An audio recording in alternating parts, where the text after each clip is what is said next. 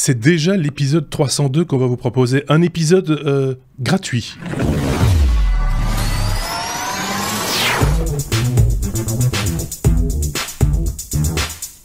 Et surtout un épisode compilé par David en direct de Bangkok. Il est ici, là de ce côté-là. Salut. Et de l'autre côté, Sébastien de Nivelles, en Belgique. Il est là, de l'autre côté, il est là.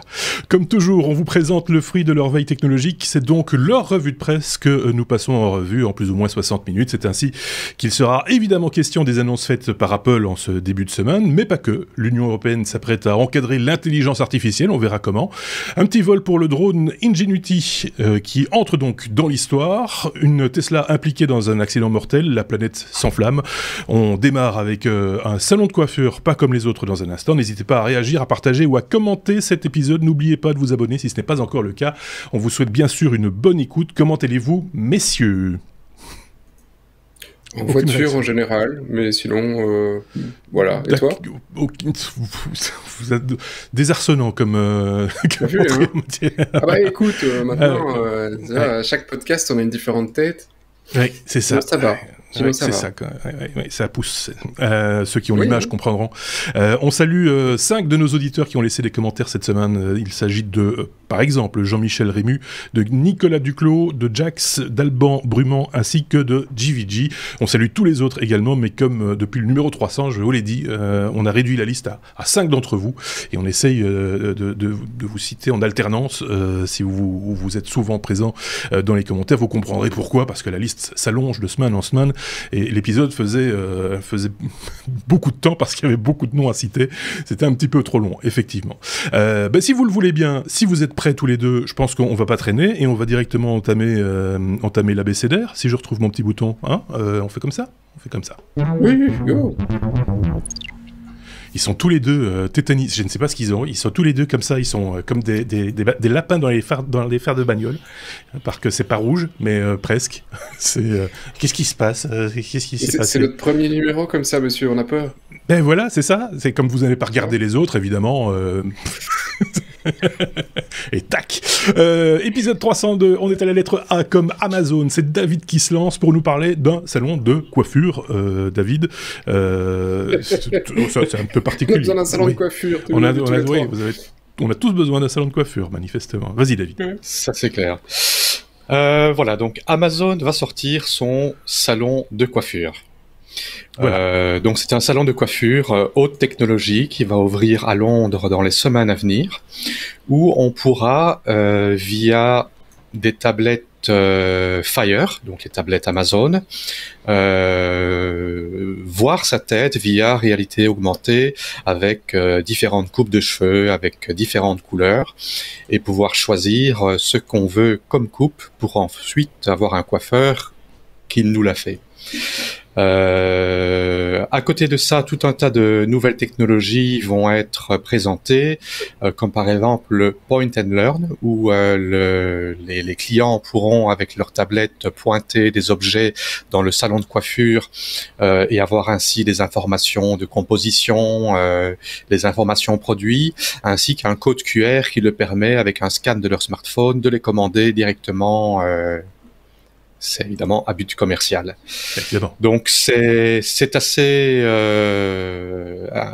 curieux que je trouve qu'Amazon se lance dans les coiffures, mais je pense que c'est un gros coup de pub. Dans un premier temps, ça ne sera disponible que pour les employés d'Amazon avant l'ouverture au grand public. J'imagine que les employés Amazon seront les testeurs.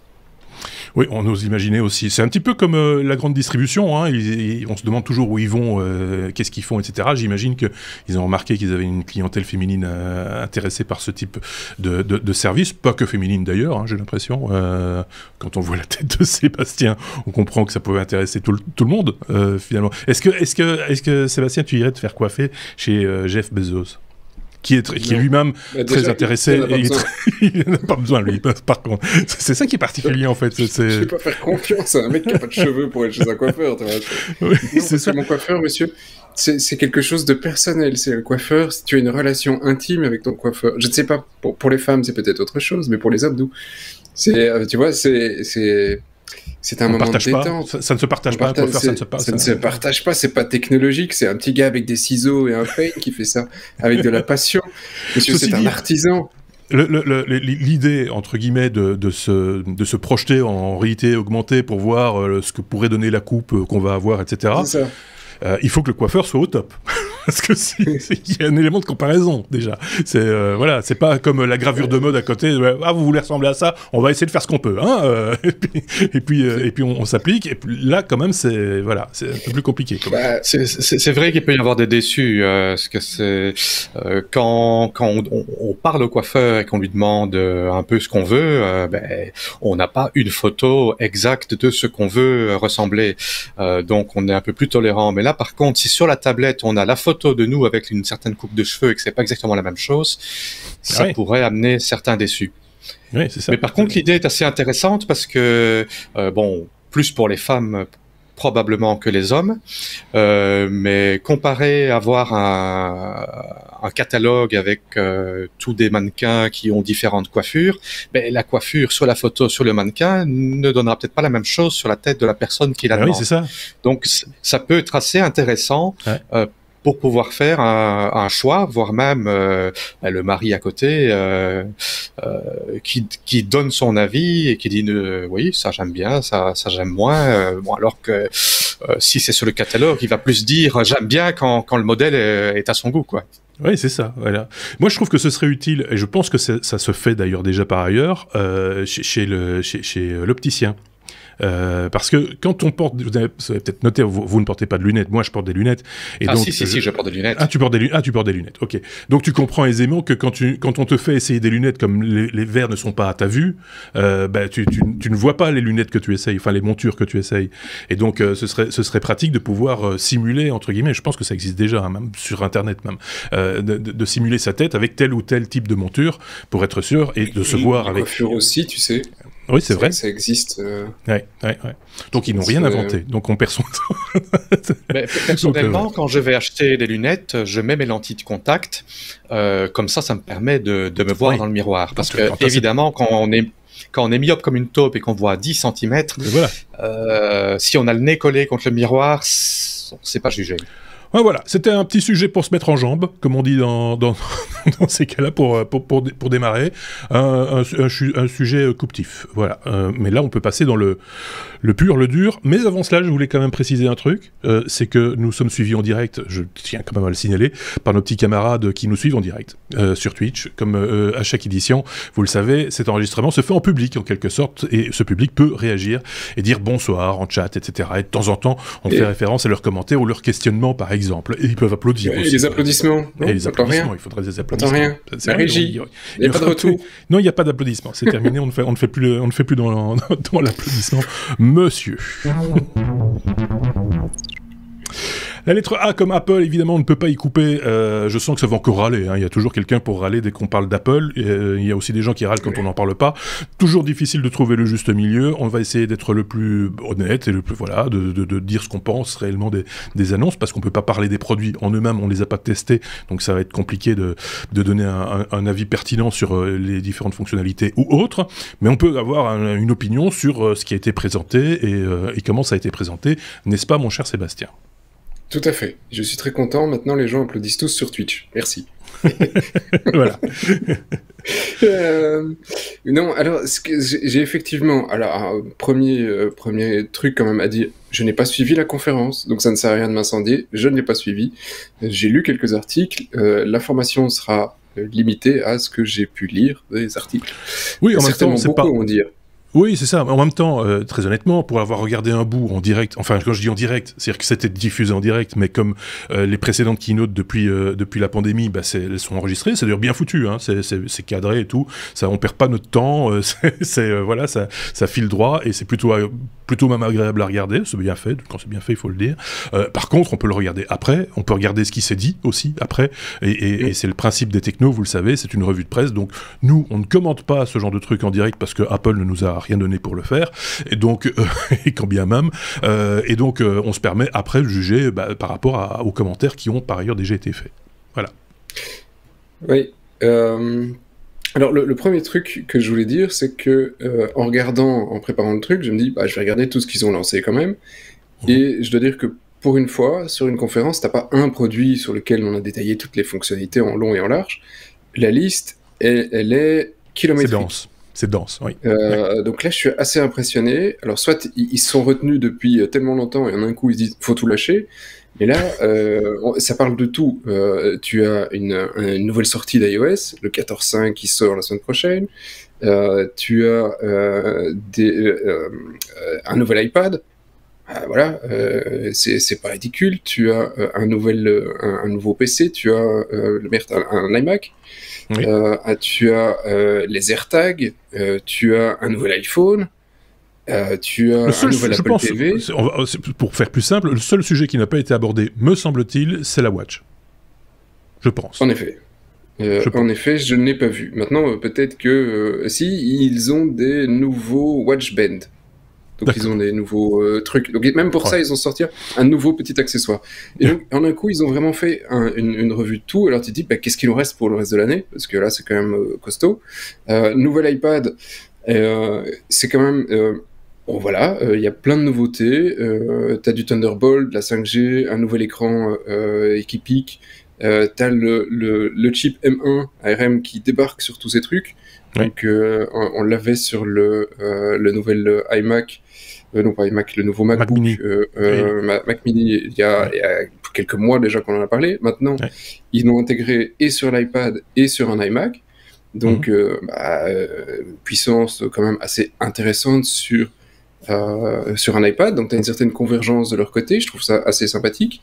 Le fait que tu as le Thunderbolt qui débarque, qui soit maintenant le port de référence, je trouve ça tout sympathique.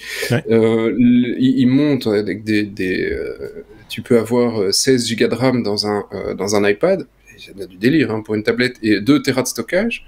C'est plus une tablette, quoi. Je faisais la réflexion ce matin à quelques collègues. On dirait l'iMac ressemble de plus en plus à un MacBook Pro sur pied, parce que ils ont un iPad, pardon, sur pied, parce que c'est le même processeur, une puissance de malade, un écran fantastique.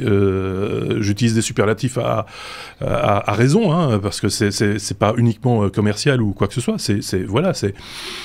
Ils ont une gamme là qui est... Oui, tu vois, quand tu as fait ta recherche et que tu utilises les mêmes processeurs, les mêmes trucs pour le graphique, les mêmes écrans, tous les mêmes trucs, bah, inévitablement, tu as une certaine économie d'échelle. Je peux comprendre le principe.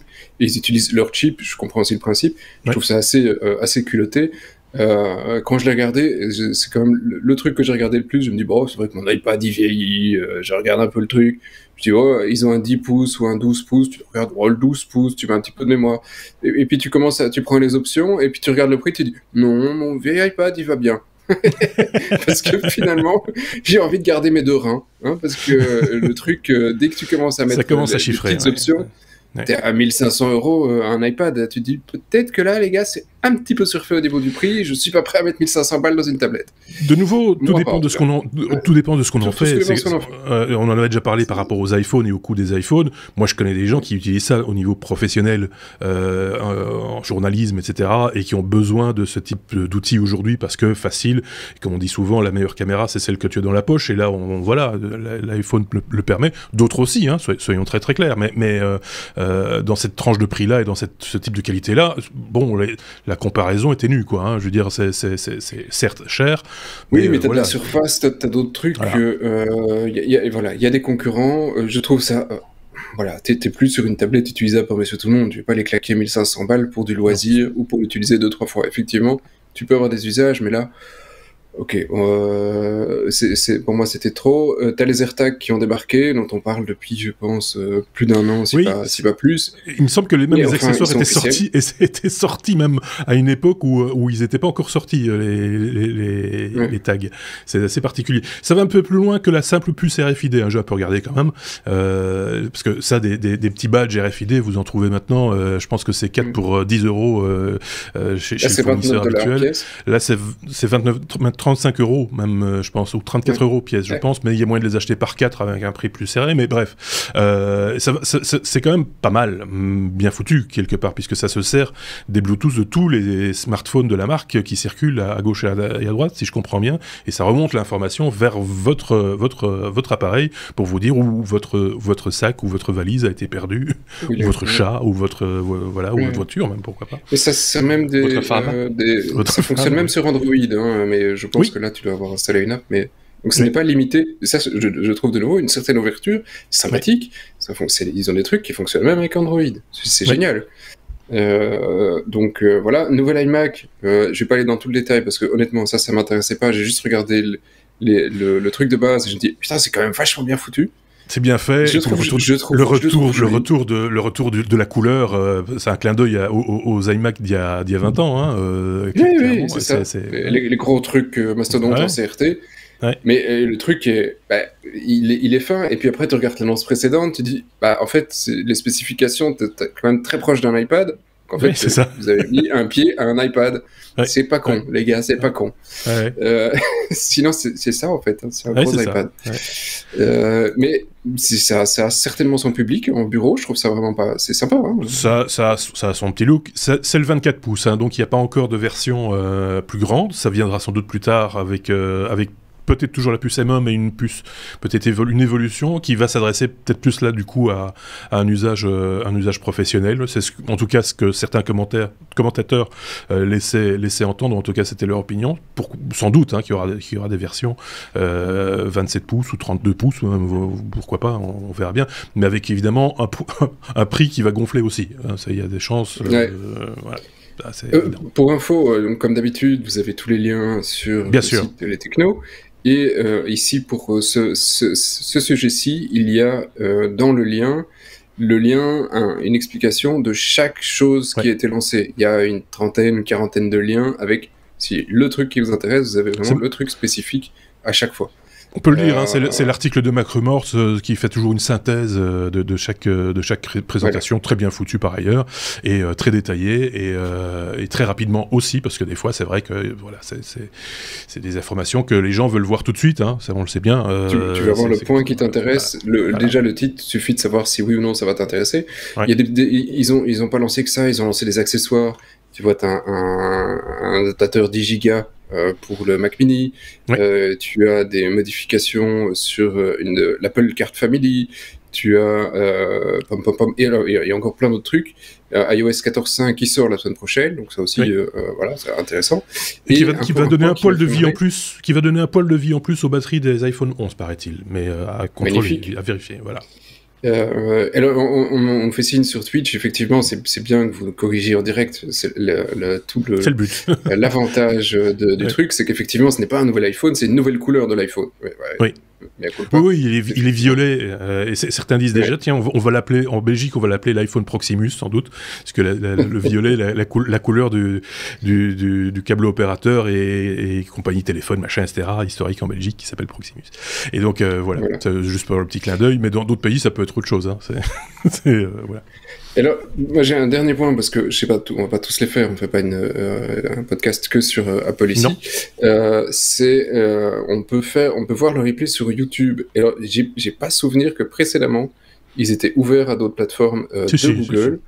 Parce que quand tu voulais le garder en live, à l'époque, si tu devais utiliser Safari, et si t'avais pas Safari, tu l'avais Oui, mais là tu parles d'un truc qui date d'avant les technos. C'est trop vieux. Ah oui, ça fait un moment maintenant qu'ils se sont ouverts. Non, cette histoire-là, ça remonte déjà à quelques années maintenant. On a l'impression qu'on l'a sorti de sa grotte, ce qui expliquerait la barbe en même temps. Hein. On l'a sorti de sa grotte et il découvre des trucs. Voilà, Steve est mort. Hein. Et alors, les téléphones maintenant, c'est plus clapé. Il y a des écrans, des trucs. Voilà, comme ça, qu'est-ce que vous voulez. C'est un podcast à la page. Voilà, c'est dans cette période un peu pas conflictuelle, mais tumultueuse en termes de podcast. C'est bien de reposer les jalons et de dire voilà, nous on est dépassés, on le sait et on assume. Les restos sont fermés aussi. J'ai pas compris. Faudrait qu'on m'explique pourquoi. Et il y avait une dame en blanc qui voulait jouer aux fléchettes avec une seringue et une aiguille. C'est un peu particulier. Ouais.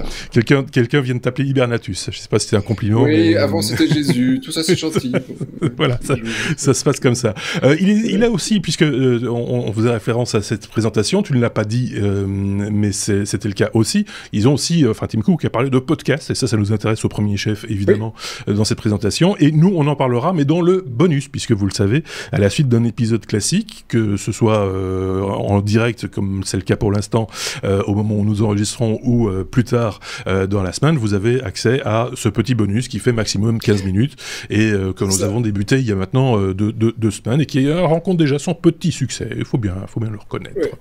N'hésitez pas, donc, pour le bonus, tu ne le rappelles pas non plus, apparemment, parce qu'on découvre plein de choses nous aussi, il y a un petit QR code que vous pourrez scanner, préparez vos webcams, ça doit être dans une on le dit évidemment, quart d'heure. On le dit évidemment pour ceux qui nous regardent en direct, ce qui est une toute petite minorité de gens, je tiens à le signaler. Donc pour ceux qui nous écoutent après ou qui nous écoutent en podcast s'en foutent complètement. Ils ont quelque part un peu raison de s'en foutre complètement. Oui, mais s'ils veulent, pour les prochaines fois, il faut venir regarder en direct. S'ils veulent, oui. Donc ce sera dans l'intermède après l'épisode et avant le bonus, vous aurez accès à ce QR code pour nous joindre en direct. On passe à la suite. La suite, c'est la lettre G comme Google, et c'est avec David que nous allons parler de Google Earth qui s'offre une nouvelle fonctionnalité qui, m'a-t-on dit, parce que je ne l'ai pas vue encore, est assez bluffante, David. Oui, donc c'est en effet bluffant. J'ai pas mal joué avec. C'est fort intéressant. Donc Google en fait a repris 24 millions de photos satellites étalées sur les 37 dernières années, donc depuis 1984, et a généré une vidéo time-lapse, donc où on voit l'évolution année par année du monde. Donc ce n'est pas des vidéos séparées, c'est en une seule vidéo qu'ils ont rendu le monde entier et qu'ils ont compilé toutes ces données satellites qui représentent quand même 20 pétabytes d'imagerie, et ils ont créé une mosaïque vidéo de 4,4 terapixels. Donc 4,4 terapixels, c'est 4,4 trillions de pixels.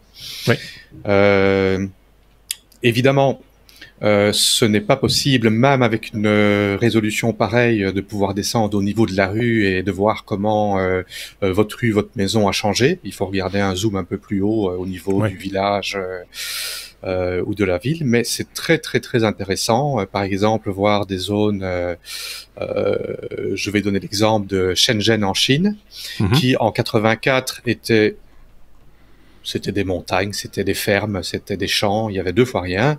Et 37 ans plus tard, c'est une méga métropole. Et voir les changements, c'est assez bluffant. Bon, pour d'autres endroits, par exemple, si on regarde Bruxelles, personnellement, je n'ai pas vu de grands changements. Il faut peut-être avoir l'œil sur quelque chose qu'on connaît. Pour ton info, et pour l'info de tout le monde d'ailleurs, il existe un site qui s'appelle Bruciel. Je ne sais plus l'adresse exacte, mais vous tapez dans votre navigateur, votre moteur de recherche favori, Bruciel, avec ciel comme un ciel, et vous allez avoir accès à un outil qui est vraiment bien foutu, et qui vous permet de superposer des cartes, enfin du Google Earth, avec des photos qui ont été prises, mais à l'époque où on faisait les photos d'avions, donc des photos aériennes qui ont été replacées correctement, etc. sur la carte, et vous pouvez comme ça naviguer entre plusieurs époques. Les années, je pense que c'est les premières dates des années, j'ai peur de dire une bêtise, mais je pense que c'est les années 30. 1930. 1930, voilà, et remonter comme ça. Je pense qu'il y a aussi des images des années 60, des images des années 80, etc. Et là, vous voyez les différences, effectivement, les évolutions, quartier par quartier, évidemment. Parce que c'est vrai que quand tu prends une ville comme Bruxelles, dans son ensemble, tu vois pas effectivement beaucoup d'évolution, mais quand tu prends par quartier, des gares, par exemple, qui ont été fermées, des choses comme ça, là, tu vois les détails.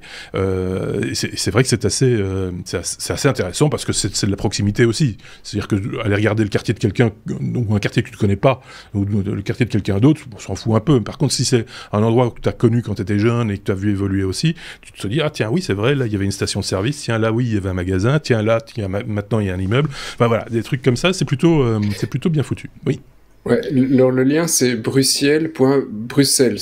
Alors, Bruxelles, pour les francophones, les Français qui nous écoutent, Bruxelles en flamand, B-R-U-2-S-E-L-S, parce que Bruxelles, on l'écrit en plein de manières différentes. Oui, c'est ça, on l'écrit mal souvent. En flamand, c'est pas sans S? Brussels, non. Et en anglais avec S? Peu importe, là c'est écrit comme ça.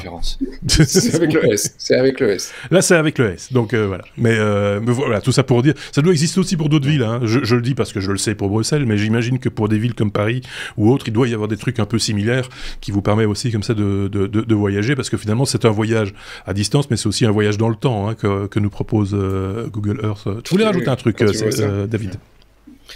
Oui, j'allais dire, il y a des choses qui sont quand même assez intéressantes du point de vue écologique, changement climatique, des glaciers qui ont disparu, des forêts qui ont disparu. Il y a vraiment pas mal de choses intéressantes et parfois ça fait peur ce qu'on voit. Oui, c'est des choses qui ont déjà été mises en évidence, mais c'est vrai que quand on a cette possibilité de remonter le temps... Pour reprendre là l'exemple de Shenzhen, ça donne l'impression d'un virus qui est en train de bouffer la nature. C'est un peu ça. Dubaï ne doit pas être mal non plus. Voilà. Oui, il y avait effectivement, j'ai vu une image partagée sur Dubaï ou d'autres villes comme ça où c'est un petit hameau, et puis quelques années plus tard, il y a des tours. C'est un peu les images... Alors, parce que ça, celles-là, on les a vues maintes et maintes fois. Si vous voyez les images de Las Vegas, l'évolution de Las Vegas, vous voyez, parce que ça, c'est encore relativement proche de nous. C'est les années 60, la création de Las Vegas, si je dis pas de bêtises, hein, donc les premiers immeubles, etc., et puis les tours, et puis ce que c'est devenu aujourd'hui. Ça, on l'a déjà vu. Bah, là, c'est un peu pareil, mais partout autour de la planète, quoi. Un peu dans tous les coins. C'est effectivement, c'est assez impressionnant. C'est même choquant, même des fois, comme tu le disais très bien, David. Voilà, on a bien fait le tour de cette question. On met les liens, comme le rappelait Sébastien là tout à l'heure, on met tous ces liens, bien entendu, en description de la vidéo sur YouTube et sur notre blog lestechno.be. Passons à la suite.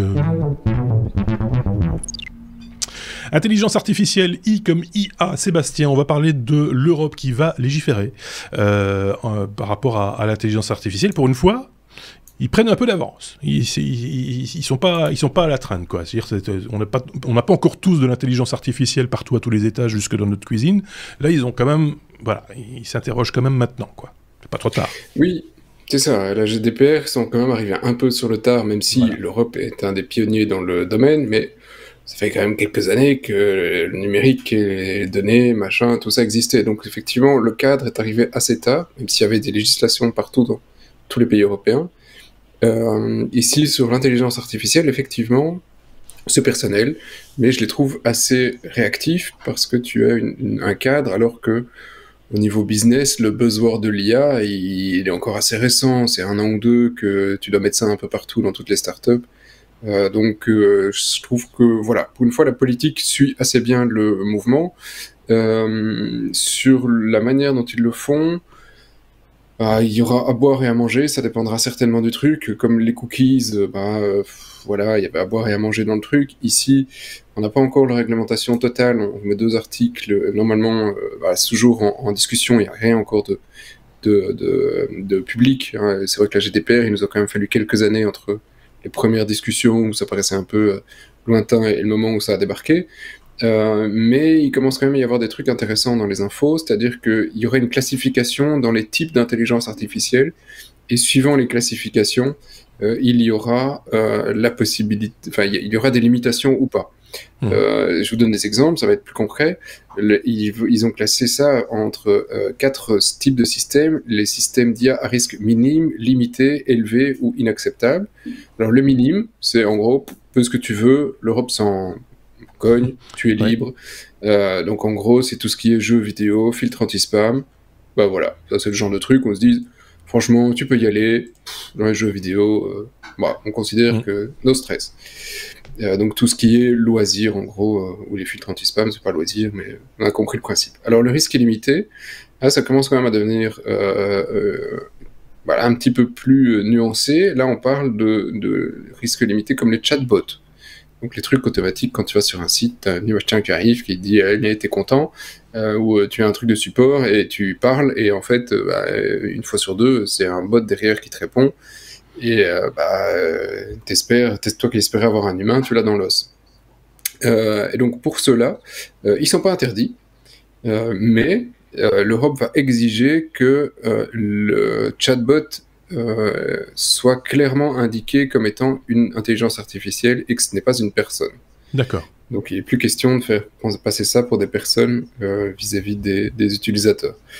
Donc voilà, ça doit être facile à expliquer, tu rajoutes un petit texte, voilà, ça c'est pas une trop grosse complication. Alors arrive à la catégorie suivante, les trucs risques élevés. Là par contre c'est un petit peu plus compliqué, et donc là il y aura des limitations. Qu'est-ce qui est considéré comme risque élevé? C'est toutes les technologies d'intelligence artificielle qui sont utilisées dans, alors je cite, formation professionnelle, éducation, accès à l'emploi, services publics, gestion de la migration, contrôle des frontières, gestion administrative publique, en gros tout ce qui, enfin quasi tout, hein, quand même le gros paquet, pour pouvoir être autorisé. Là, tu vas devoir avoir un contrôle. Tu vas devoir être totalement transparent. Alors, et c'est là que ça commence à devenir assez tricky, parce qu'effectivement, on dit ces derniers devront faire preuve de transparence aussi bien côté utilisateur qu'en cas de contrôle par les autorités compétentes. Le problème de l'IA et de la plupart des systèmes comme du machine learning, c'est que tu ne sais pas réellement définir ce que fait l'algorithme. Tu as écrit quelque chose, tu vas lui donner toute une série de données, et après, le système va apprendre, mais si ça tombe sur... quand tu lui apprends à reconnaître une photo de chat, il a reconnu quelque chose qui était à poil, ou quelque chose qui avait une forme avec 4 pattes, ou qui était le centre sur la photo, et tu ne sais pas toujours ce qu'il a appris, et tu ne peux pas le savoir, parce que c'est une série de data dans l'algo. Donc, donner de la transparence sur ce genre de système, ça va être extrêmement compliqué. Donc là, je pense que certains vont s'arracher les cheveux pour pouvoir effectivement donner cette information. Voilà. Donc, et ils devront veiller à ce que il n'y ait pas d'effet discriminatoire. Parce qu'on a eu pas mal de scandales sur les problèmes sur certaines IA, comme une aux États-Unis qui donnait un risque de récidive à quelqu'un qui sortait de prison pour pouvoir voir comment on devait le suivre, et qui avait un biais sur base de la couleur de la peau. Alors effectivement, c'est gênant, parce qu'il y a un biais sur base de couleur de la peau. Mais voilà, ce genre d'IA, ça risque de passer à la trappe ou être fortement contrôlé. Et il y a effectivement le dernier qui est risque inacceptable parce que ce n'est pas conforme à l'idéologie européenne. Va définir ce que c'est. C'est les applications qui peuvent manipuler les comportements humains afin de priver les utilisateurs ou utilisatrices de leur libre arbitre. Alors quand tu dis ça, tu dis ok, mais ça peut être très très vague. Et donc un des exemples, et puis une IA parmi d'autres, l'intelligence artificielle de Facebook qui va te mettre les news sur ton mur suivant ce que tu as lu comme article. Donc, je cite Facebook, mais ça peut être la même chose avec TikTok ou un autre réseau social. Ouais. Est-ce que le fait de te proposer de l'information spécifique pour toi, est-ce que ça influence ou ça manipule ton comportement? Oui, dans une certaine mesure, oui. Tu vois, alors oui et non, parce qu'en même temps, tu vas dire, non, on te propose de l'info qui t'intéresse. Oui, mais ça peut contribuer à manipuler une audience. Et donc, ce genre de système pourrait tomber, suivant une très fine frontière, dans les intelligences artificielles inacceptables. Et là, évidemment, ça posera énormément de problèmes, parce que si t'as plus d'IA qui te propose ce qui t'intéresse, les réseaux sociaux, si t'as des vidéos de chats alors que tu t'en fous des chats, à un moment, t'en as vite marre. Donc... On a déjà parlé souvent de cet aspect-là des bulles, comme on les appelle sur Facebook par exemple, mais pas que Facebook, les réseaux sociaux de manière générale, les bulles qu'on se constitue soi-même en fait, parce que effectivement le site est conçu de telle manière qu'il favorise entre guillemets ta satisfaction. C'est normal. Et donc oui, quelque part, mais il devrait quand même y avoir un petit un peu de rugosité quelque part, qui ferait que de temps en temps on va te proposer un truc qui n'est pas dans tes sphères habituelles entre guillemets. Tu vois, de provoquer un petit peu, et de provoquer surtout une chose importante, c'est le débat. C'est le débat d'idées. S'il y a plus cette possibilité d'avoir un débat d'idées, et on sent déjà que c'est un petit peu le cas sur les réseaux sociaux, c'est la raison pour laquelle c'est souvent à couteau tiré à cause de ça justement. Il faut à un moment donné garder ça à l'esprit, de dire que voilà, il faut encore continuer à débattre des idées. Oui, mais alors c'est un débat public qui est intéressant, du coup ici sur les intelligences artificielles, parce que est-ce que c'est le rôle d'un site comme Facebook de provoquer le débat, de faire évoluer les opinions positivement, etc. Pas plus que de les enfermer. Oui, mais alors qu'est-ce qui est positif et qu'est-ce que tu définis comme valeur, parce que ce que nous on va dire comme une ouverture, c'est peut-être pas forcément l'idéologie qui est partagée par l'ensemble de l'Union européenne, et si ça l'est, peut-être que demain ça ne l'est plus. Comment tu vas mettre ces barrières au niveau d'une intelligence artificielle? Ça va être vachement compliqué. C'est tout l'enjeu, je pense, effectivement, d'avoir cette pluralité d'opinions et d'avoir encore le choix de ce que l'on écoute et de ce que l'on regarde. Voilà, quitte à être choqué, quitte à ne pas à voir des choses qu'on n'a pas envie de voir, ou voilà, mais qu'au moins il y a un débat et une connaissance. Je lisais un article là-dessus concernant les gens qui pensent que la Terre est plate, par exemple. Ils ne supportent pas la contradiction. Et pourquoi ils ne supportent plus la contradiction, ces gens-là? Parce que ils ne parlent qu'avec des gens qui sont convaincus comme eux que la Terre est plate. Et là, ça les conforte dans leur idée que la Terre est plate. Bah oui, tout le monde pense que la Terre est plate. Il n'y a que la presse qui pense le contraire. Ben oui, mais parce que le seul truc auquel ils ont accès par le biais de ces plateformes-là, c'est encore la presse. Heureusement. Oui. Et donc forcément, c'est leur seul contradicteur, et donc c'est la presse qui a tort. Parce que tout le monde pense que la Terre est plate, parce que tous les gens qui sont autour de moi, les amis de mes amis, pensent comme moi. Ça ne va pas, il faut être honnête, c'est contre-productif. Non, mais je suis d'accord, mais est-ce que... C'est un débat, j'ai pas de réponse toute faite. Est-ce que c'est le rôle d'un réseau social d'aller éduquer des personnes qui auraient une opinion, ici une croyance qui est fausse? Si c'est pas son rôle, à ce moment-là, il faut bloquer certains contenus. À ce moment-là, sur les plateformes, interdire la politique, la religion, tout ce qui suscite le débat. Mais ces gens, les platistes existaient avant Facebook. On est d'accord, mais là ils ont l'impression, là ils pensent qu'ils ont raison aujourd'hui grâce à Facebook. Oui, mais du coup, il y en a un qui s'est fait péter. Et donc tous les non-platistes ont beaucoup rigolé. Parce qu'il a essayé de monter. Voilà, bref. C'est un débat, tu vois. On n'a pas la solution, mais c'est un débat. C'est un débat. C'est clairement le débat, qui suscite pas beaucoup de débats d'ailleurs dans le chat, on s'en fout. Voilà. Il y a un petit peu ou l'autre, mais je suis peut-être un peu endormi. Oui, c'est ça, ils sont tous un peu amortis, et pas pourquoi. Première dose du Pfizer, sans doute. Il fait chaud. Et en plus, il fait chaud, il fait de plus en plus chaud. Ah non, ça c'est parce que ça mine. Mais ici, il fait chaud. Oui, c'est quelqu'un qui a une remarque tout à fait pertinente, et c'est pas faux. Le rôle du réseau social, non, le rôle du réseau social, c'est de monopoliser le max de temps. C'est vrai, c'est pour occuper du temps de cerveau. C'est juste ça. Et pendant que vous faites des coulinades sur Facebook, vous ne réfléchissez pas, vous êtes tous des petits moutons. Voilà, 1984. La télé était là pour ça aussi, d'une certaine manière. Si t'avais pas la télé, non, la télé à la base, elle n'était pas faite pour ça, mais c'est ce qu'on en a fait. Oui, comme Internet, c'est pas fait pour ça au départ, mais c'est ce que certains en font. Pour des raisons purement économiques, purement commerciales, soyons clairs. Bref, voilà. Une petite opinion de la part de David, qui n'a pas dit grand-chose sur ce sujet jusqu'à présent, mais je sens que tu as un petit truc à dire. Oui, j'ai quelques trucs à dire. Je pense en effet qu'il y a des choses qui doivent être régulées pour l'intelligence artificielle, surtout tout ce qui peut avoir atteinte à la sécurité, comme on va le voir dans un point ultérieur. Bien sûr. Et comme Seb le mentionnait, le problème en intelligence artificielle, on ne sait pas toujours ce que la machine a appris.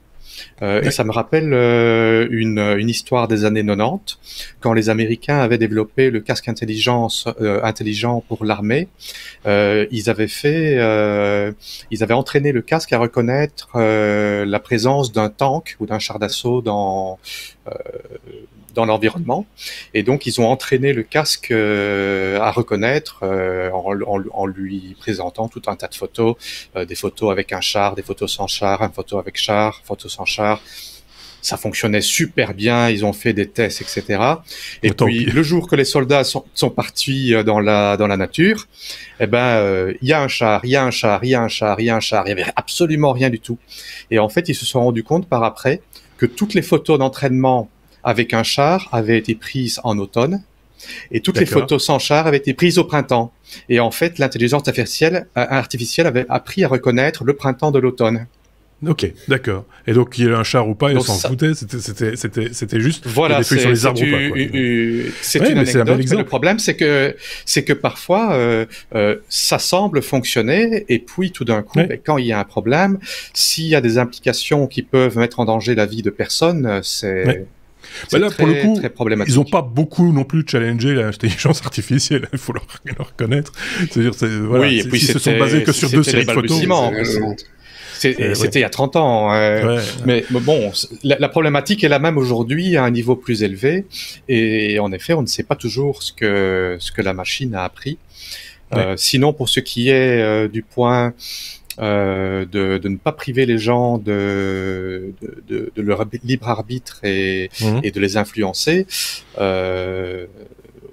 je pensais à un exemple, par exemple, parce qu'on est en train de faire des frigos de plus en plus intelligents. Et je m'étais fait la réflexion, bientôt, on va avoir des frigos qui vont décider ce qu'il faut commander, les commander pour soi, quand ça manque. Mais s'il y a un problème d'algorithme, ou en fait, ça va empêcher les gens de changer leur manière de vivre, parce que ça va te forcer à continuer dans des directions où tu es. Peut-être pas te forcer, mais tu deviens fainéant quelque part. Et donc, effectivement, si tu dois changer ton alimentation et tu dis finalement la facilité, c'est de laisser faire le frigo, je résume très fort, mais c'est un peu ça l'idée que tu viens d'expliquer, c'est que je vais pas changer mon mode de vie, effectivement, et que ça va pas faciliter les choses, quoi. Si déjà, nous-mêmes, faut être très clair, quand on va faire nos courses, si on parle de bouffe, quand on va faire nos courses, on est quand même un petit peu tenté d'aller toujours dans les mêmes rayons. Il faut être très très clair. Et il faut se faire un peu violence pour changer son régime alimentaire et aller peut-être aux fruits et légumes, peut-être à les machins, etc. Oui, alors mais si en plus de ça, toujours le choix. Il nous reste le chour. Là, on a le libre arbitre, effectivement. Par contre, si on ne propose plus rien d'autre, ça ne va pas, quoi. Oui, si on apprend aux gens à ne plus faire de choix et à se fier sur des choix faits par l'intelligence artificielle, je pense que c'est... Alors que la bonne je pense qu'on perd quelque chose de l'humanité. Oui, ça c'est clair. Il faudrait juste peut-être rajouter le petit truc en plus qui ferait que cette intelligence artificielle serait vraiment vertueuse, c'est de dire, voilà, tu manges trop gras. Tu vois, cette semaine, prends des fruits et légumes. Tu vois, ça c'est la bonne logique. Mais évidemment que si c'est Google qui s'en occupe ou Amazon, ils vont t'orienter vers des produits sur lesquels ils ont des intérêts économiques. Par exemple. T'as pas besoin d'intelligence artificielle pour ça. Tu peux faire un très bon algorithme contrôlé pour justement pousser les gens à manger mieux, moins sucré, moins gras, manger 5 fruits et légumes par jour, etc., etc. Et d'ailleurs, manger des fruits et des légumes, vous voyez, ça fait pousser les barbes. C'est très bon pour le poil. C'est bon pour le poil, et le poil doux et soyeux et, voilà. et sans entretien, sans rien. Vous voyez, ça c'est les fruits et les légumes. Ça c'est bio, c'est de la barbe bio. Voilà. C'est vrai. C'est de la pure, la dure. Voilà, tu vois, tous ceux qui nous écoutent vont passer sur YouTube pour nous regarder. Bah évidemment, du coup, ça va faire des vues, ça c'est clair. Juste un commentaire, le frigo c'était un exemple, hein. Ça peut être d'autres choses aussi, donc voilà. Vous irez jeter un œil sur les articles qu'on vous partage en lien, évidemment, comme toujours, avec chaque news qu'on vous propose, sur le blog lestechno.be ou sous la vidéo ou dans votre application de podcast habituelle, normalement ça y est aussi. Tu voulais terminer sur un truc, Seb Oui, non, mais moi c'est un sujet que je trouve assez passionnant, et surtout après, de tous les points, tous les trucs dans lesquels il y a de l'intelligence artificielle aujourd'hui, il y en a plein, tous les produits, à chaque fois, dans quoi ils vont être classés, et sur quoi, qu'est-ce qu'ils vont avoir comme limitation, ou comment on va devoir les faire évoluer. Il y en a qu'un, et puis je vous laisse réfléchir et répondre. Le Roomba, par exemple, tu vois, ces petits aspirateurs qui ont toute une intelligence pour cartographier, ça passe pas, on doit changer les trucs, on doit pouvoir les contrôler. Oui, ça a posé question d'ailleurs, déjà. Ça a déjà posé question sur parce que ça cartographie ton intérieur, donc ces informations circulent à l'extérieur de ton chez-toi, et donc voilà. Et il y a plein de trucs. La voiture intelligente, il y a vraiment plein de trucs. Ça touche. Il y a beaucoup de choses. Ouais. Et puis on arrivera aux 3 lois de la robotique. Oui, à un moment donné, effectivement, que tu vas nous rappeler. Ouais. Les coquillages. Oui, la première loi, c'est qu'un robot ne peut pas blesser ou causer de tort à un être humain. La deuxième loi, c'est qu'un robot doit obéir aux ordres donnés par un humain, excepté si ça entre en conflit avec la première loi. Et la troisième, c'est qu'un robot doit protéger sa propre existence jusqu'à ce que la protection de sa propre existence n'entre pas en conflit avec la première et la deuxième loi. Voilà. Et ça va de la première à la troisième. Isaac Asimov. Voilà, j'allais le rajouter, de l'auteur de science-fiction bien connu, Isaac Asimov. On peut passer à la suite, du coup. K comme kernel, on va parler informatique, évidemment, avec Sébastien. Tu vas nous dire de quoi il s'agit, parce que le titre n'est pas du tout évocateur. Oh les vilains, ils ont incrusté des failles. Ça ne parle à personne, du coup. Donc, c'est ça qui est pratique. T'inquiète, je vais t'expliquer, ça va aller vite. Mais je suis content de me rendre compte que j'ai encore une certaine audition, parce que maintenant tu as ajouté un test auditif entre chaque sujet, pour savoir si tu entendais toujours le petit bip bip. Voilà. Et je suis content, je l'entends. C'est bon signe. Faudra que j'essaye si je l'entends bien des deux côtés. Oui, parce qu'à force, on parlait d'intelligence artificielle, finalement les gens ne s'habituent plus à ces sons-là. Il faut réhabituer les gens à entendre toute la... Voilà. Ce n'est pas un test auditif. Non, c'est pas un test auditif. On va jusqu'au 20 kHz. On va jusqu'à 20 kHz. C'est comme ça, c'est pas autrement. Voilà. C'est génial. Tu vois, plutôt 15 à notre âge. C'est plutôt 15 à notre âge, oui, effectivement.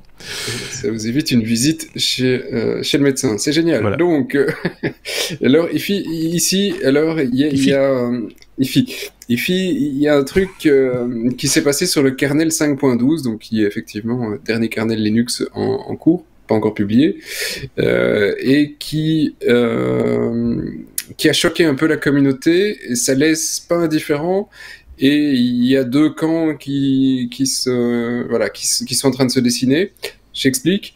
Il y a des students d'une université du Minnesota qui ont décidé de faire un genre de testing sécurité du noyau Linux. Alors, ils n'ont pas pris le noyau pour tester ce qu'il y en avait, ils se sont dit non, on va tester le fait de rajouter des failles dans le noyau, d'envoyer nos patchs et de voir si c'est intégré au noyau. Et donc, sans prévenir personne, ils ont envoyé ça à toute une série de mainteneurs et qui ont pris les patchs et qui ont regardé si oui ou non c'était valide et qui après les intégraient dans le noyau. Alors ils expliquent pour se défendre que évidemment ils n'ont laissé passer aucun de leurs patchs et qu'à chaque fois que le mainteneur validait le patch, ils l'ont tout de suite prévenu pour dire attention, c'est un patch dans lequel on rajoute une faille, il ne faut pas le rajouter dans le noyau. C'est assez mal vu de la communauté parce qu'ils se disent ok, que tu veuilles faire du testing de sécurité, pas de souci, mais que tu le fasses sans prévenir personne ici, ça rajoute une certaine méfiance vis-à-vis du projet, et en même temps, comme tu vois que il y a une série de trucs qui allaient passer, tu jettes le discrédit sur le projet publiquement. Voilà, les attaques sont assez, voilà, ils trouvent ça assez bas. De l'autre côté, effectivement, ils disent, bah non, c'est normal qu'on teste de la sécurité et qu'on le fasse justement sans prévenir. Ok, maintenant, du coup, les mainteneurs sont en train de regarder tous les patchs qui ont été faits par l'Université du Minnesota depuis un certain temps, et ils ont déjà dégagé 190 envois de trucs, donc 190, c'est pas ridicule, on en a fait 4-5, ok, là on en a sur 190, et alors ils ont été un petit peu plus loin, parce que les gars du noyau Linux se sont un petit peu énervés, ils se disent, ouais, ok, c'est pas tout à fait comme ça aurait dû se passer, et du coup, la réponse est facile, l'université du Minnesota est dégagée manu militari, donc ils n'ont plus le droit de participer au noyau Linux. Alors là, évidemment, c'est un petit peu extrême, donc tu vois, c'est vraiment une guerre qui est en train de se passer, en disant, bah, c'était peut-être pas comme ça, on n'est pas content. Bon, je trouve ça assez normal que ça se fasse. La manière, probablement que Linus aurait dû être mis au courant, parce que effectivement, c'est lui qui est derrière le fait de balancer les releases en production, et que lui au moins aurait pu vérifier ce que les gars faisaient. Je trouve que ça mangeait quand même pas de pain de prévenir au moins une ou deux personnes en top level pour dire, voilà, ça c'est notre projet, on aimerait le faire, est-ce que vous êtes OK ou est-ce que ça vous pose problème? Ici, ils ne se sont pas posé la question, ils ont été franco. Voilà, ça c'est un peu limite quand même. Je dis que quand on fait ça sur ton infra, qu'on va te balancer des tests en disant, tiens, on va balancer si effectivement, oui ou non, tu es vulnérable, en Europe, c'est considéré comme un délit. Tu peux être envoyé devant les tribunaux pour ça.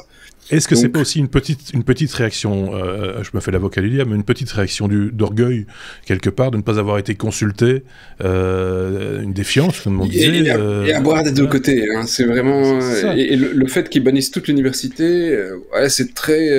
tu sens que c'est très masculin, quoi, tu vois, c'est très... Oui, c'est ça, c'est très, voilà, très à fleur de peau, parce qu'en termes techniques, il y a aucune contre-indication techniquement, je veux dire, voilà, on peut faire des tests, quand même, enfin, on peut encore se challenger, se tester, etc. Mais il y a une certaine étiquette, quoi. Tu vois, ça se fait pas normalement. Voilà, ça se fait pas totalement à l'aveugle pour ceux qui vont être testés. Mais voilà, normalement, le mainteneur, je trouve que devrait être au courant. Ça n'a pas été fait. Oui, mais je pense qu'il y a deux points de vue différents. On peut comprendre les deux. Je suis tout à fait d'accord avec Seb qu'en fait, étant donné que c'est un projet open source qui est mondial, le top niveau aurait dû être informé et au moins par politesse demander d'avoir l'aval de faire ce test-là, au moins pour montrer qu'il n'y avait pas de tendance malicieuse, parce que de l'autre côté, on pourrait aussi les accuser d'avoir fait un test jusqu'à pour chercher la faille. On pourrait faire passer du code malicieux et que le test n'était pas un test pour voir l'assiduité des développeurs à trouver les failles, mais pour voir jusqu'à quel point ils pourraient faire passer des trucs ni vus ni connus. Maintenant, si c'était au niveau d'une société, un produit commercial, on va prendre Microsoft par exemple, si c'était au niveau du management où ils ont décidé qu'ils veulent tester l'assiduité des développeurs et de les coincer la main dans le sac à ne pas avoir vu certaines failles, ça pourrait améliorer la qualité du code, étant donné que spécifiquement Microsoft, à dernier temps, a fait des mises à jour qui cassaient pas mal de choses. Mais pour un projet comme Linux, je pense en effet que, bon, d'un côté, c'était peut-être pas top d'avoir fait ce test sans en parler en haut niveau. D'un autre côté, c'est un petit peu extrême de bannir l'université au complet. Voilà. Oui, c'est ça, parce que, enfin, voilà, mais enfin, je pense que toute réaction peut passer comme étant extrême dans ce cas-là. En fait, c'est la situation qui pousse à ce type de contre-réaction, je veux dire, et qui fait que, voilà, c'est pour ça qu'on en parle, en fait, hein, parce que sinon, ça passerait inaperçu. Moi, ce que je retiens, un peu comme néophyte et avec beaucoup de distance, c'est que tout ça manque beaucoup d'encadrement, en fait, hein. C'est qu'il y a pas beaucoup de règles écrites dans ces cas-là, et que donc, du coup, c'est fait un peu, oui, sur la bienséance et la bonne volonté, etc., et que ça ses limites à un certain degré. Mais, oui et non. Là, je suis pas à 100% d'accord. Il y a effectivement une série de développeurs là derrière kernel qui ont vraiment un niveau qui est extraordinaire au niveau sécurité aussi. Et ils ont des outils de testing. Alors, il n'y a pas que les... ils sont pas tous... c'est pas tous des gens qui font ça par charité le soir. Dans des développeurs du kernel, t'as des mecs qui sont payés full time pour faire ça, et sponsorisés par des entreprises ou pas. Et t'as des boîtes qui en dépendent tellement, comme Google, ils ont développé pendant un certain temps une série d'outils qui fait du reviewing automatique. Donc ça, ce genre d'outil existe aussi, et passe normalement aussi bien dans les patchs que dans le noyau en général, passe dans tout le code pour valider ce qui pourrait être une faille ou pas. Et ici, l'intelligence artificielle est en réalité beaucoup plus efficace que l'humain, parce que tu peux la faire travailler 24/24, elle va te lire des millions de codes en quelques secondes, que toi, tu vas avoir un petit peu plus de mal en tant qu'humain. Donc elle peut au moins te montrer ce qui est difficile. Voilà, le niveau sécurité open source, alors c'est des longs débats, et c'est une question de religion aussi. En principe, le fait que le code soit totalement ouvert, libre, effectivement, te donne une meilleure garantie de sécurité, parce qu'au moins tu peux voir ce qui se passe, tu sais le lire, et si ça ne te plaît pas, tu peux le modifier, ce que tu n'as pas sur un outil propriétaire. Hein. Je n'ai pas le code source, enfin, certains l'ont maintenant, mais je n'ai pas le code source de Windows pour savoir ce qu'il fait derrière. Donc s'il y a un problème, je ne sais de toute façon pas le corriger. Donc voilà, là aussi c'est comme l'IA, il y a moyen d'en faire un très long débat. Oui, qu'on n'aura pas maintenant, enfin qu'on a déjà eu un peu, mais pas, on ne va pas exagérer non plus, hein, parce qu'on va pas perdre tout le monde avant la fin. Bon, voilà. On est à la lettre M comme Mars. C'est vrai qu'on en parle beaucoup. Il entend bien.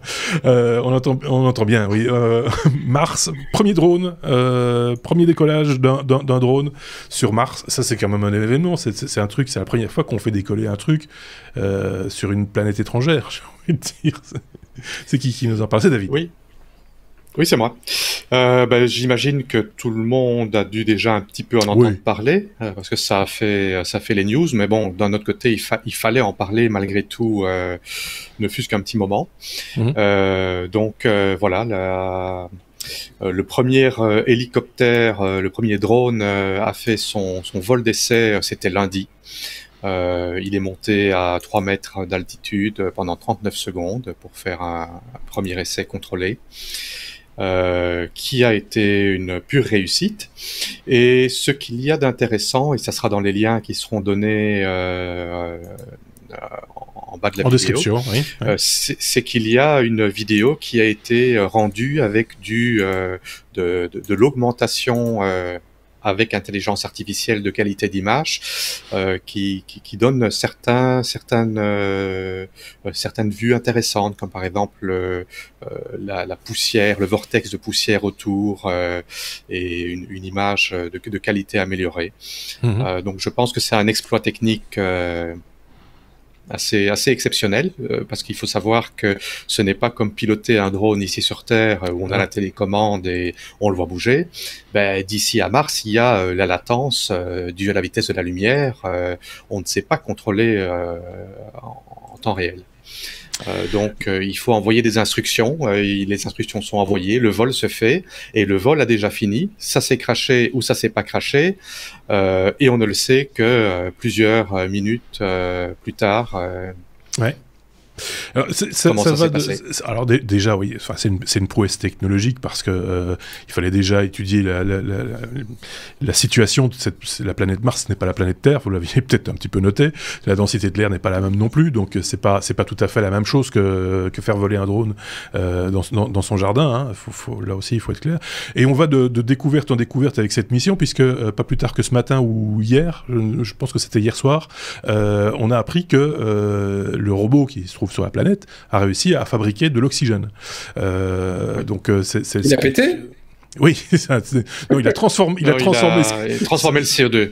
Il a transformé le CO2, ce que n'importe quelle plante fait chez nous, hein, faut être très clair là-dessus, mais sur la planète Mars, ça prend une autre dimension. Ça lui a pris une plombe de le faire pour arriver à finalement avoir suffisamment d'oxygène pour faire vivre quelqu'un pendant une dizaine de minutes. Donc le bénéfice n'est pas très très important, mais enfin c'est quand même déjà une première étape. L'idée serait de, par exemple, ce que j'entendais encore là tantôt, de construire une usine à distance, avec justement des drones bâtisseurs pour le coup, de construire une usine avant de pouvoir envoyer des êtres humains, et comme ça ils auraient déjà une réserve d'oxygène à disposition une fois arrivés sur place.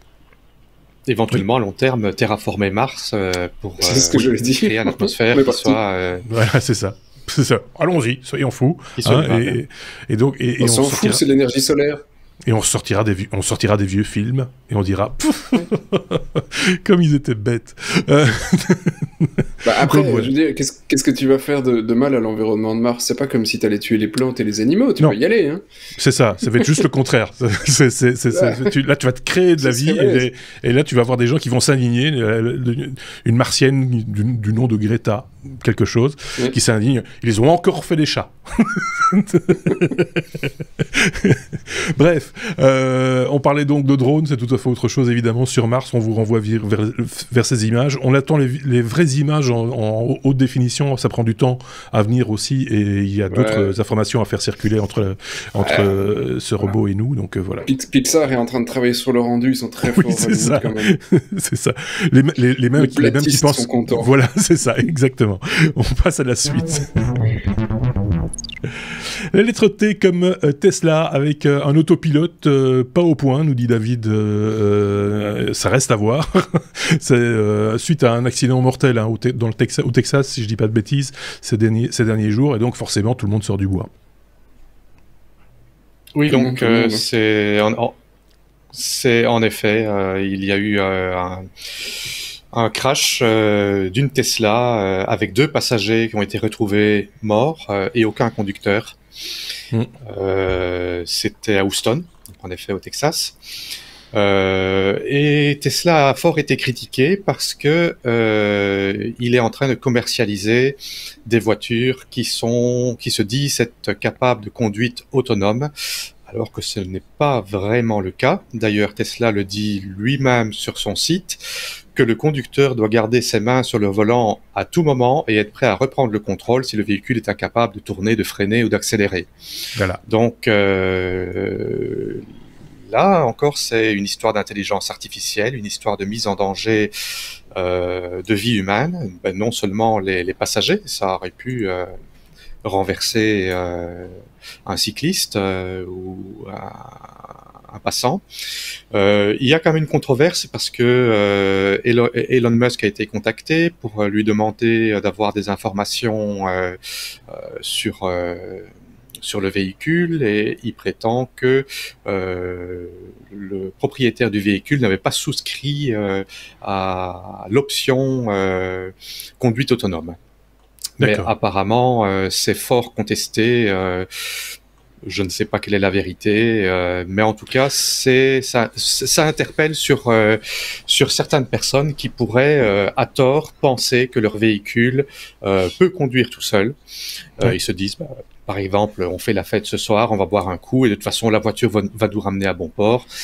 Ah ben non, la voiture avait bu un petit coup aussi, et elle a tourné, elle s'est pris un arbre. Le problème, c'est déjà le nom, il ne faut pas appeler ça un autopilote, c'est une aide à la conduite, certes, tout comme le limiteur de vitesse, et des choses qu'on a aujourd'hui quasiment tous sur nos véhicules. C'est pas pour autant que ça va la rendre plus intelligente ou quoi que ce soit. Et effectivement, dès qu'une voiture avec un tant soit peu d'autonomie a un accident, ce qui est toujours un accident de trop, hein, surtout quand il y a des morts humaines, on est bien d'accord que si c'est totalement dispensable. C'est pas ce que je veux dire. Je veux pas dire que c'est gratuit. Mais du coup, dès que la machine entre en ligne de compte, les gens deviennent bloquent et disent non, c'est mauvaise machine, vilaine machine. Moi, je dirais plutôt vilain être humain. 50 000 accidents en France l'année dernière. 2550 décès sur la route l'année dernière, vilain humain. C'est toute chaque fois des raisons humaines ou mécaniques, mais voilà, il n'y avait pas de voiture autonome derrière. C'est-à-dire, il n'y avait rien d'autonome derrière. Oui. Donc voilà. Oui, ce n'est pas faux que si ça permet d'éviter plus d'accidents que d'en créer, oui.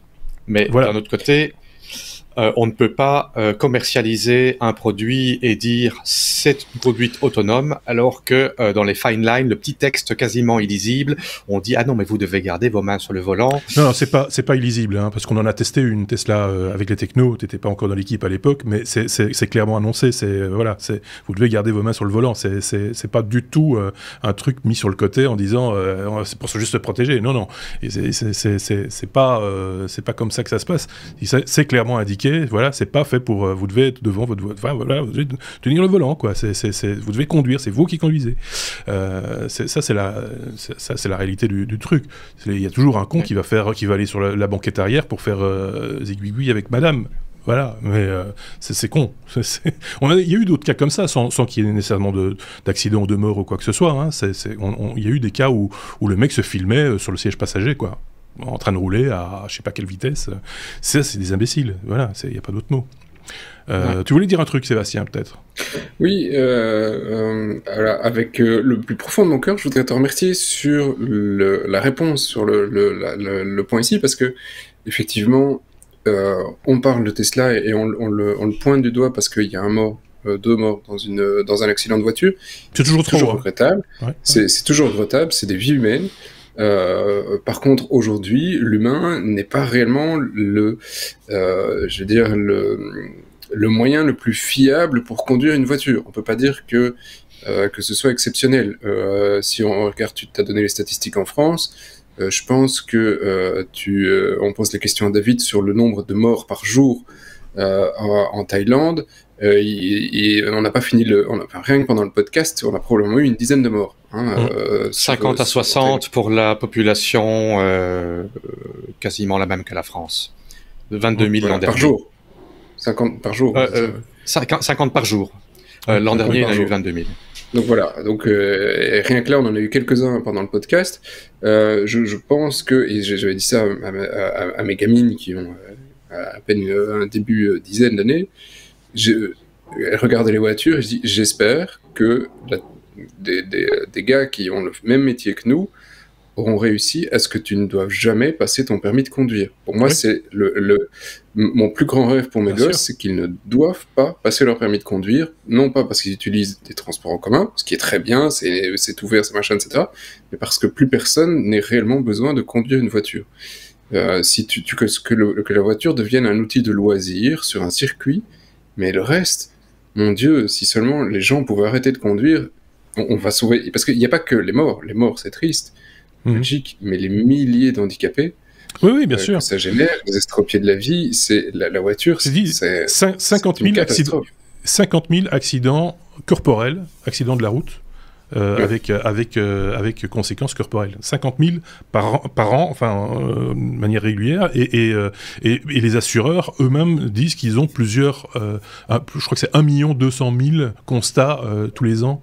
Donc là, il n'y a pas toujours, heureusement, par rapport à ça, rarement des cas aussi graves que des décès, etc., ou même que des accidents physiques, mais malgré tout, je pense que là, le ratio entre le nombre de kilomètres parcourus par des voitures dites autonomes ou pas autonomes du tout, et par rapport aux conducteurs humains, je pense que le ratio reste quand même en faveur largement de la voiture autonome. De la machine, c'est clair. Et honnêtement, en tant que humainement, pardon David, si demain tu me dis que dans les 2 minutes, 2 à 5 minutes, je prends mon téléphone, je peux appuyer sur une application et il y a une bagnole qui vient me chercher à n'importe quelle heure, où que je sois, et qui m'amène où je veux, comme j'en ai envie, avec suffisamment de place pour mettre gosse, machin dans le coffre et tout le bazar, je prends la clé de ma bagnole, je la ramène au garage, je ne veux plus de voiture.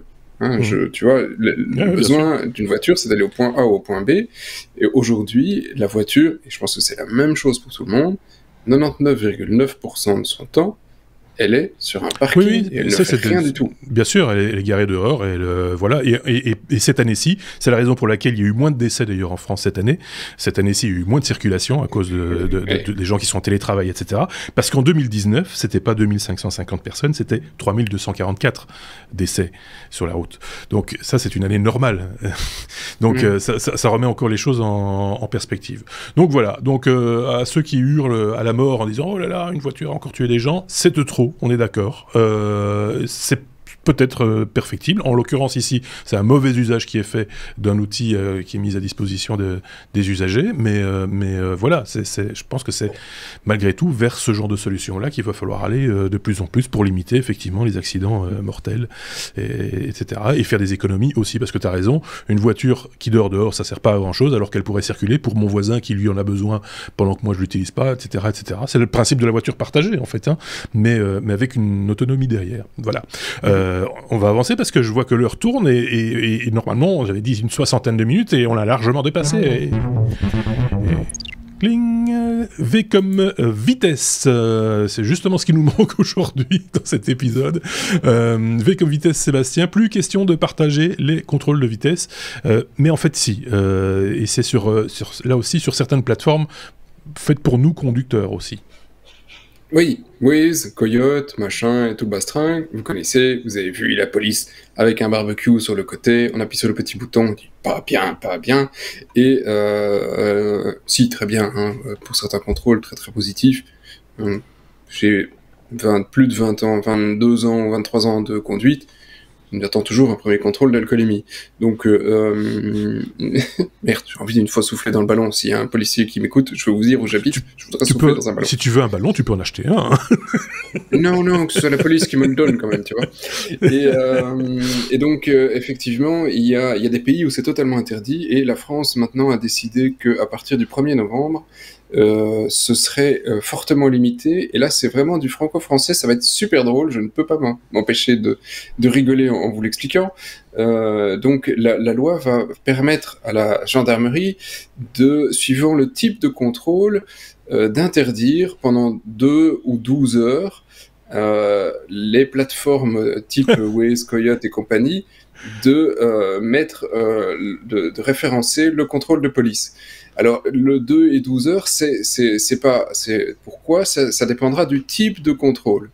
Alors, par exemple, un contrôle alcoolémie, la police police gendarmerie, pourra définir un tronçon de maximum 10 km en disant, voilà, là, on va faire un contrôle alcoolémie, et il est interdit pour la plateforme de l'afficher aux utilisateurs, et si c'est une recherche de gens qui devraient aller en prison, qui se sont échappés, donc une recherche un petit peu plus judiciaire, ben là ils auraient le droit à quelque chose comme une dizaine d'heures. Alors va-t'en, c'est vraiment le summum du règlement à la française, va-t-on expliquer ça maintenant à Waze, que sur la A10, demain, entre 12 et 14 heures, on va faire un contrôle alcoolémie. Là, franchement...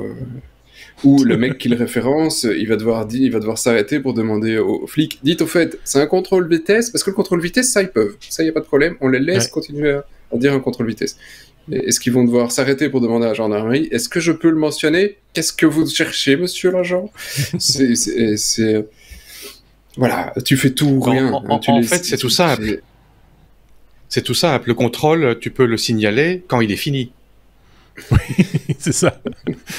Il y avait un contrôle. C'est un peu ça, oui.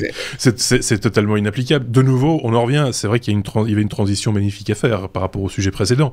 C'est que tout ça n'aurait aucun sens, n'aurait plus aucun sens si on n'utilisait plus que des voitures autonomes dans une ville intelligente et en se partageant des véhicules.